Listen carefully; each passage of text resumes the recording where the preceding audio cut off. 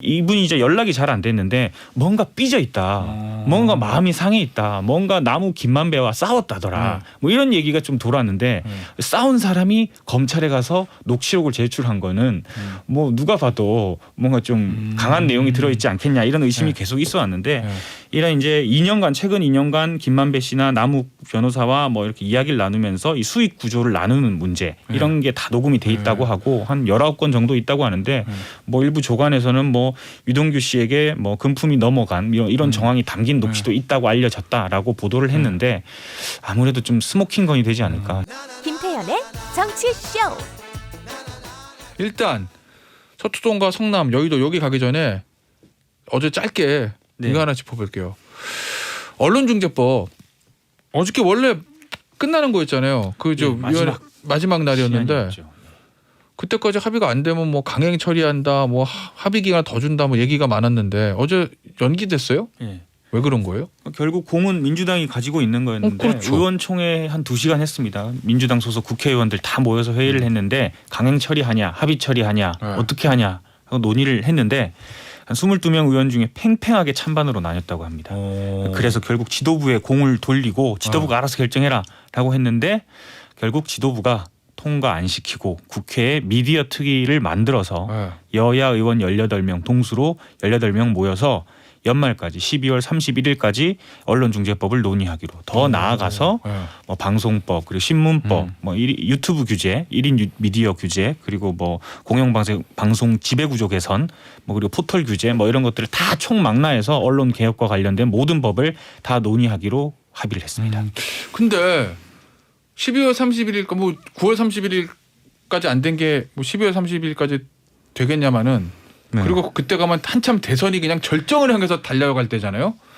아무도 이거에 대한 관심이 없어질 건데 그러면 이게 흐지부지 될 가능성이 저는 많을 것 같은데 제가 궁금한 건 민주당이 처음에 들고 나올 때 막 엄청난 전투 의지들이 보였잖아요. 일부 강경 의원들이. 맞습니다.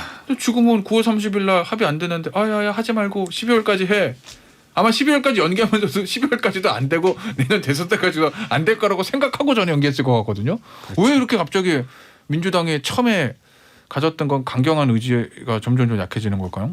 뭐 아무래도 뭐 언론계의 반발 그리고 나아가서 뭐 국제사회의 반발이 좀 컸던 것 같고요. 뭐 전 세계 뭐 주요 인권 단체에서 이거 뭐 인권 침해고 민주주의 침해고 뭐 이렇게 성명을 내고 논평을 내는 상황 속에서 약간 반민주적인 이미지가 더 씌워지는 법을 함부로 막 통과시키기 쉽지 않았을 거고 그리고 가장 아마 민주당 의사결정의 결정타는 청와대에서 반대 특히 문재인 대통령도 공식적으로 좀 논의가 필요한 법이 아니냐 얘기를 했지만은 여기 저 옛날에 앉아 계시던 이철희 정무수석께서 국회 왔다 갔다 하면서 그런 의지를 전달하고 결국에 좀 특위를 구성해서 하는 게 어떻겠냐라고 의견을 전달한 걸로 알려져 있거든요.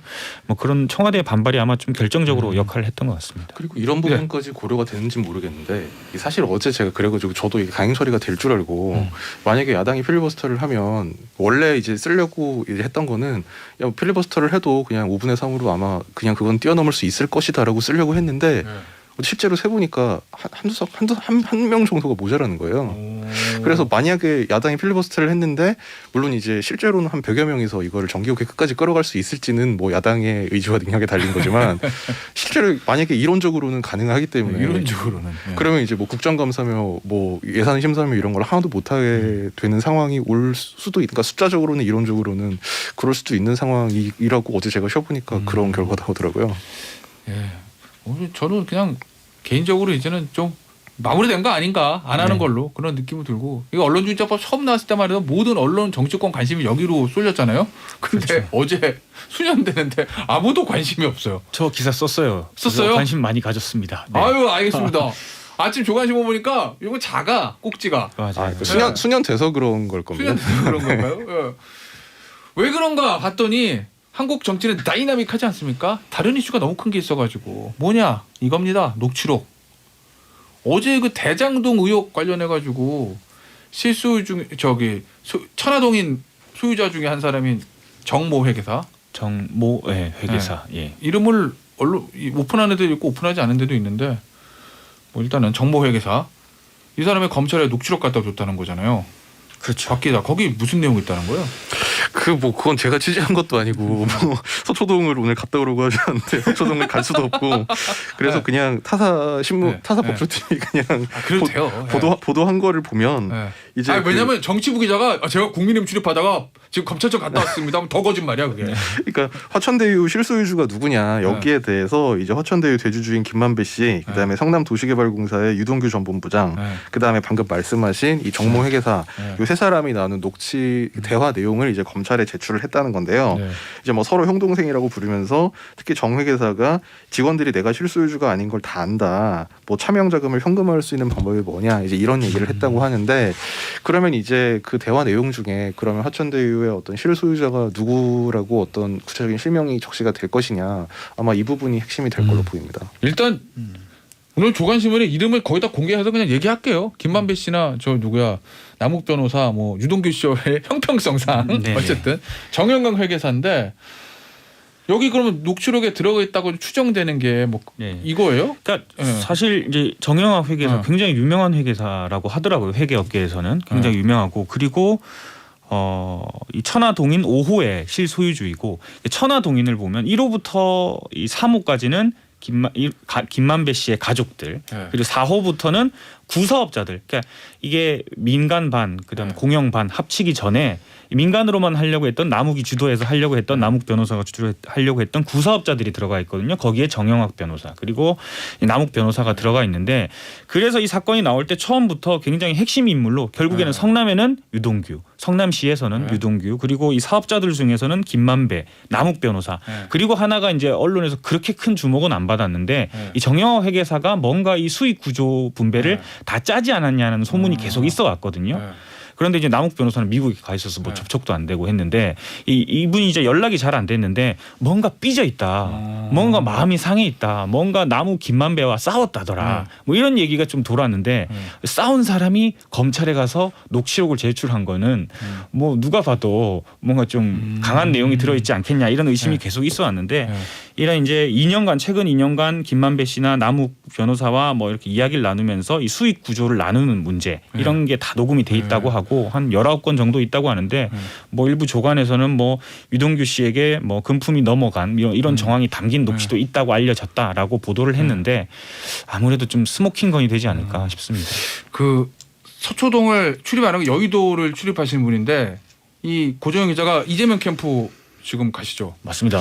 근데 이거 이렇게 자세하게 알고 있는 걸 보면은 캠프 내에서도 관심은 많은가 보다 아무래도. 아, 그죠? 그렇죠. 이거 뭐 제 캠프 이재명 캠프 입장에서는 네. 뭐 아직까지는 뭐 분위기가 괜찮다. 왜냐면 뭐 곽상도 의원 아들 퇴직금 50억으로 이건 뭐 끝났다라고 생각을 하고 있죠.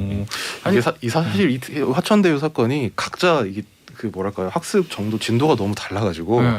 이거를 그러니까 이 녹취록이 나왔는데 이 녹취록이 뭐를 의미하는 것까지 사실 알고 있는 사람은 사실 소수고. 아 왜냐면 이거를 이해하려면 기존에 나왔던 보도를 다 따라와야지 이해가 되니까 등장인물도 그렇고 그런데 그렇죠. 곽성도의 50억은 심플하다는 거죠. 그렇죠. 굉장히 심플하죠. 이게 사실 곽상도 50억도 곽상도 의원 아들 50억도 사실 많은 이제 청취자 시청자들한테는 그것도 사실 아직까지 새로운 뉴스이기 때문에 뭐 그렇습니다. 일단 아마 언론 보도를 좀 정리를 해보면 그 녹취록에 그런 내용이 들었다고 합니다. 이 화천대유하고 천화동인의 실소유주가 누군지 알 수 있는 거, 그 다음에 그 자기들끼리의 수익금 배분 비율 방안, 그다음에 실소유주한테 현금 만들어주기 위해서 그 현금을 만드는 방법, 그리고 이제 성남도시개발공사 관계자. 오늘 동아일보는 유동규 씨라고 이제 특정을 하긴 했는데 그 사람한테 금품을 전달해준 정황 이런 것들이 담겨있는 녹취록이라고 하고요. 2009님 문자 주셨네요. 폰 밖으로 던진 거는 말 안 해주시나요? 하셨는데 이게 무슨 얘기냐면 이 유동규 씨한테 어제 검찰에 압수수색하러 갔는데 휴대전화를 밖으로 던졌다는 거죠. 창문 밖으로. 바깥으로 집어 던지고 이상 행동을 했다. 뭐 이런 기사가 있었죠. 근데 그 휴대전화 못 찾은 거죠 결국. 못 찾았나요? 못 찾았다고 일단은 그래요. 지금까지는. 집 밖에 던졌는데. 나는 진짜 희한한 게 하나 있는 게 나 진짜 궁금한 게 분명 유동규 씨 입장에서는 압수수색 들어올 걸 예상했을 거 아니에요. 예. 그러면 없애려면 진작 없애지 왜 밖에다 띵동띵동 누구세요? 검찰인데요. 잠시만요. 하고 그때 던졌을까? 아니 궁금하네. 이제 유동규 씨는 전화번호를 한번 바꿨죠. 예, 바꿔가지고 아마 과거 폰 같은 거는 다 뭐 어떻게 하지 않았을까요? 이제 그 이후에 전화 통화라든지 계속 이제 언론 인터뷰 접촉 이런 거 완전히 안 하다가 미디어 오늘에 이제 최근에 한번 인터뷰를 한 거잖아요.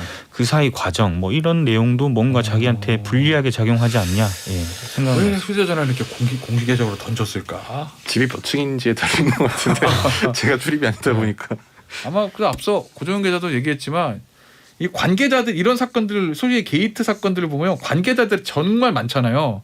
근데 그 관계자들 이해관계가 다 달라. 맞습니다.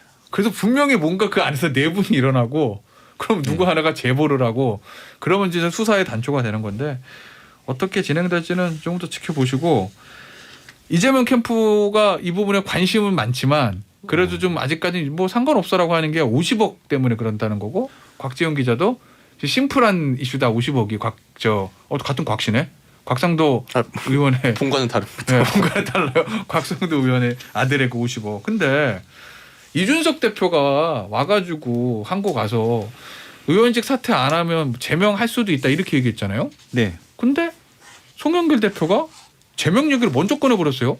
그렇죠. 어제 최고위원 회의에서 네. 뭐 제명 양당 원내대표가 합의하면은 처리할 수 있는 거 아니냐. 구체적인 실천 조치를 취해 달라라고 네. 사실상 이준석 대표를 압박했거든요. 네. 그 제명안 처리한다고 하면은 우리도 동의해서 같이 처리하겠다라고 압박을 했는데 그러니까 또 이준석 대표가 거기에 대해서 기자들이 송영길 대표가 이런 얘기 하던데요라고 물어보니까 살짝 이제 말꼬리를 흐렸죠.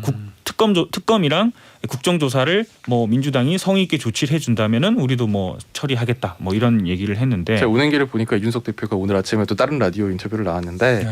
거기서 한 얘기가 어쨌든 그 곽상도 의원에 대해서 우리가 뭐 무슨 조국 수호처럼 곽상도 수호 이런 거 안 한다 안 해서 결국 제명 쪽으로 방향이 갈 수밖에 없다고 이 대표 본인은 생각을 하는데 이제 같이 당에서 활동했던 동료 의원들을 설득하는데 시간이 필요하고 그래서 그런 취지에서 만약에 민주당에서 특검을 받아준다면 그 국민의힘 의원들을 설득하기가 더 쉬워질 거니까 송영길 대표가 특검을 한번 고려해봐라 뭐 이런 취지로 오늘 아침에 인터뷰를 추가로 했습니다. 그렇구나. 그러니까 조건을 내걸면 사실 이게 한다는 건지 안 한다는 건지 민주당 입장에선 절대 받을 수 없는 게 사실 특검이거든요. 그건 왜 이거 그런 하는 거예요? 순간 대선 다 망치고 뭐 신문 1면 2면 3면에 매일같이 특검 얘기가 나올 텐데 좋을 게 없거든요. 그래서 그리고 실제로 특검이 수사를 했을 때 그 결과가 이렇게 될 것이다라는 예상하고 상당히 다르게 나왔던 사례가 최근에 드루킹 특검 사례가 있기 때문에 맞아. 그건 정말 그래. 예. 그러니까 뭐 아침 조간신문 보니까 드루킹 특검 트라우마 때문에 여당이 절대 이 특검 받을 수 없다라는 기사 제목도 제가 봤는데 실제 분위기도 그런 게 있어요? 뭐 그렇게까지 있는가 싶은데 그냥 특검을 하게 되면은 국회가 사실 특검 국회가 돼버려 가지고 네. 특검법 합의하고 그리고 특검을 누구로 지정할지 그리고 특검 검찰들은 몇 명을 하고 누구를 할지 뭐 이런 거에 모든 이 국회 에너지를 다 쏟기 때문에 이건 할 필요 없다. 그리고 수사를 지금 중앙지검에서 이렇게 세게 하고 있는데 뭘 더 하자는 거냐. 그리고 과거 특검 같은 경우에는 항상 보면 없는 걸 뭐 갑자기 하는 게 아니라 이렇게 수사를 하다가 뭔가 나오면은 여야가 이거 특검하자라고 해서 합의를 하고 뭐 이런 경우가 있지 수사가 지금 1도 진행이 안 됐는데 무슨 특검을 벌써 하냐 이런 얘기를 하고 있는 거죠. 근데 저는 하나 궁금한 게 하나 있는 게 민주당 입장에서 전략적으로 보면 이거 곽상도 의원 이슈를 계속 가져가는 게 좋은 거잖아요. 그렇죠. 국민의힘은 곽 의원 사퇴 안 한다는 제명한대 만대. 니들 그것도 못해? 니들 덮으려고 그랬지? 이러면서 계속 끌고 가는 게 나을 텐데 왜 갑자기 송영길 대표가 제명 카드를 먼저 꺼냈을까? 난 그게 궁금하더라고요. 사실 이제 곽상도 의원이 계속 국민의힘에 남아 계 주시는 게 민주당 입장에서는 굉장히 좋은 건데 그렇죠. 제명 처리하겠다라고 해서 사실 그 속내를 저도 깊이는 모르겠는데 내일 만약 진짜 제명이 올라다 제명 처리 끝 그러면 끝나는 거거든. 근데 사실 그 국회의원을 제명 처리한다는 게 굉장히 큰 일이거든요. 그렇긴 여야가 하죠. 합의하고 그게 또 200명 가까운 의원들이 동의를 해야 되고 국민의힘도 이준석 대표가 제명을 하겠다라고 얘기를 했지만 민주당의 속내는 저거 쉽게 할 수 있는 게 아니다. 굉장히 오랜 시간이 필요하고 그리고 진짜 이게 실질적으로 진행이 되면은 국민의힘 내부 TK 의원들이 또 뭐 반발하고 TK 여론도 안 좋아지고 할 텐데 국민의힘이 그거 쉽게 합의해서 넘길 수 있을까라는 생각을 정무적으로 하고 있는 것 같습니다. 그리고 사실 대선에 미치는 영향은 이 제명이 제명이 사실 같은 제명이라고 쓰지만 이 당에서 그러니까 당적에 대한 부분이 있고 의원직에 대한 부분이 있는데 국민의힘에서 제명하거나 탈당했다. 그래서 지금 곽 의원이 무소속 상태인데요. 그 당적에 대한 부분은 대선에 영향이 좀 더 있을 수 있는데 의원직을 사퇴하고 말고는 사실 이미 국민의힘을 탈당한 순간 뭐 예를 들어서 전직 의원이 됐다고 해서 그러면 이 국민의힘의 관련성을 뭐 공격하는 측에서 이제 전직 의원이니까 이제 우리가 더 이상 공격을 안 뭐 이럴 일은 사실 아니고 국민의힘 측에서는 의원직이 있든 없든 간에 어쨌든 이제 우리 당은 탈당했으니까 우리랑은 무관하다 이렇게 얘기를 할 거고 그래서 아마 의원직은 큰 의미가 없을 것 같아요. 왜냐하면 실제로 뭐 원유철 전 원내대표 같은 경우도 지금 전직이지만 계속 올라왔다 하고 뭐 올라왔다 내려왔다 하고 뭐 심지어 뭐 이화영 의원 전 보좌관이라는 분은 뭐 14년 15년 전에 있었던 것도 지금 다시 소환되는 판이라서 그렇습니다. 알겠습니다. 저희 이미 대장동 얘기를 계속 더 해볼 수밖에 없는 게 현재 대선 판세는 보면 대장동과 무관한 사람이 유리하고 대장동과 연관된 게 나오면 나올수록 불리해지는 상황이잖아요. 어쨌든 지금 상황은. 근데 윤석열 전 총장 윤석열 후보라고 할게요. 윤석열 후보 얘기가 나와요. 대장동과 관련해가지고 아버지가 집을 작년에 재작년이군요. 네. 집을 팔았는데 매수인이 김만배 씨 누나다. 그러니까 2019년에 그 윤석열 전 총장 아버지 윤기중 연세대 명예교수가 그 뭐 다리 쪽 그러니까 고관절 쪽 수술을 받아서 집을 금매로 매놨는데 이게 한 95평 되는 연희동의 단독주택입니다. 근데 이거를 사간 사람이 누군지를 봤더니 이게 이제 유튜브 열린공감 TV라는 그 이 채널에서 이걸 처음 이제 알린 건데 김명욱 씨라는 인물이 이걸 집을 사갔는데 이 사람이 화천대유 대주주인 저기 김만배 씨의 친누나다. 또 그래서 3호의 대주주이기도 합니다. 그렇죠. 이제 청와동인 1,000억을 받고 있죠. 3호의 등기 이사다. 이제 이런 거를 최초로 이제 알렸는데요. 그래서 이제 윤석열 캠프 측에서 나온 해명은 이제 이게 예를 들어서 뭐 우리 김만배 씨 측으로부터 우리가 무슨 뇌물을 받았다면 이게 오히려 시세보다 더 많이 올려서 뭐 부동산 값을 받았거나 이제 이랬어야 되는데 그게 아니라 오히려 시세보다 싸게 우리가 내놨다. 그래서 어제 오늘 그 처음 알려진 게 그저께 밤이고요. 어제 이제 추가로 뭐 언론의 취재 그다음에 뭐 그 당시 부동산 중개업자들의 증언 이제 이런 게 나온 걸 보면 이게 뭐 많이 싸게 뭐 처음에는 거의 10억 가까이 싸게 판 걸로 알려져서 처음에는 뭐 이게 다운 계약 아니냐 이런 의혹이 나오기도 했는데 그렇게 막 9억 넘게 싸게 나온 건 아니고 오히려 당시 시세보다는 한 평당 100만 원, 200만 원 정도 싸게 나온 것이다. 뭐 여기까지는 지금 이렇게 정리가 되고 있는 것 같습니다. 민주당에서 이거로 굉장한 공세가 있던데. 아 그렇죠. 핵심은 뭐예요? 공세. 잘 걸렸다 싶은 거죠. 이제 민주당 입장에서는. 근데 좀 이상하긴 합니다. 뭐 민주당을 떠나 국민의힘을 떠나서 아니 윤석열 전 검찰 윤석열 후보의 아버지가 집을 파는데 하필 김만배 씨의 누나가 그것도 천화동인 3호 대주주인 누나가 샀다. 이게 뭐 김영배 최고위원 같은 경우에는 이걸 어떻게 표현했냐면 온 우주의 기운이 모아져야지. 성사가 가능한 거래다라고 하는데 또 한 가지 좀 넘어가 보면 이렇게 뭐 특혜적으로 사주려고 했으면은 뭐 사실 아까 말씀해 주셨지만 좀 가격을 더 높게 해줘야 되는데 또 시세보다는 좀 낮게 했단 말이에요. 좀 이상한 점이 조금 있는데 특이한 거래이긴 맞다. 그리고 민주당이 이걸 고리로 해서 계속 정치 공세를 할 거고 오늘 오전에 민주당 소속 국토위원들이 이 집을 또 찾아가서 쇼맨십을 할 거라고 합니다. 뭐 국민의힘도 대장동에 여러 차례 와가지고 어제 뭐 이준석 대표도 오고 쇼맨십을 했듯이 민주당도 배워서 이제 윤석열 총장 집 앞에 가서 정치부 기자들이 막 판교 가고 연희동 가고 그런 데 가느라고 바빠요. 연희동 가고. 그래서 어제 이 열린공감 TV인가? 야, 이 열린공감 TV 이 유튜브 채널은 윤 후보하고는 악연이네. 그 부인의 문제도 여기서 처음에 그렇죠. 얘기했었잖아요. 제목을 화천대유 윤석열에게 뇌물 정황 포착 뭐 이렇게 이제 소개를 한 건데 그래서 윤 후보 측에서 뭐 법적 조치하겠다 이렇게 나온 거죠. 이 뇌물이라는 표현 그렇죠. 때문에. 그러니까 사실 방금 이제 그 고정 기자님 말씀하신 대로 뇌물이라고 하면 뭐 시세보다 많이 높게 주고 샀거나 아니면 뭐 이명 계약이 있거나 이래야 되는데 사실 뭐 그런 증거는 지금까지 나온 건 없고요.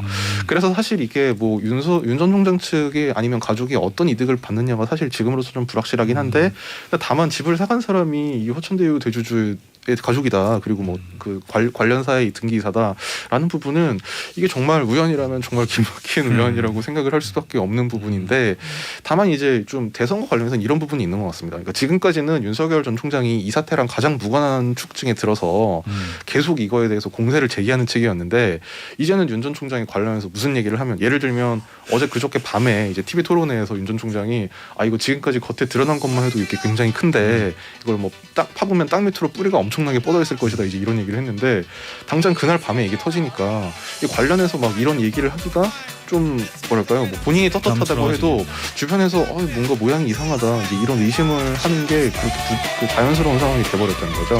그래서 윤전용 편에게는 좀 정치적으로 낙제가 된 것 같습니다. 알겠습니다. 여기서 마무리할게요. 박지원 기자, 구정 기자였습니다. 감사합니다. 감사합니다.